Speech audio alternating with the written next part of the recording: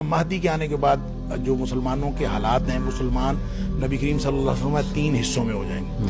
3 حصوں میں سے ایک حصہ تو وہ ہوگا یعنی 1/3 جنہوں نے امام مہدی کو ماننا ہی نہیں ہے۔ جی ہاں، اور اس کی وجہ تو ظاہر ہے یہ ہے کہ وہ انہوں نے نہیں ماننا کیونکہ انہوں نے جہاد پر بیعت لینی ہے۔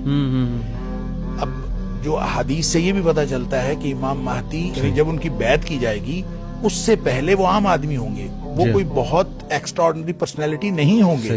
اور جس وقت بیعت کر لیں گے نبی کریم صلی اللہ علیہ وسلم فرمایا کہ حجر اسود اور جو مقام ابراہیم ہے اور جو زمزم کا کنواں ہے اس کے درمیان میں، یعنی آپ کہہ لیں کہ تقریباً کعبہ کے دروازے کے سامنے، تو وہاں پہ بیعت ہوگی، کیونکہ آخری دفعہ جب یہ اس کو پکڑیں گے علماء جا کے اس کو دیکھ لیں گے اور پا لیں گے، وہ ملتزم پہ چمٹا ہوا ہوگا، دعائیں کر رہا ہوگا۔ حدیث کے الفاظ ہیں فَيُصْلِحُ اللَّهُ فِي لَيْلَةٍ، اللہ کریم ایک ہی رات میں اس کے اندر صلاحیتیں پیدا کر دے گا۔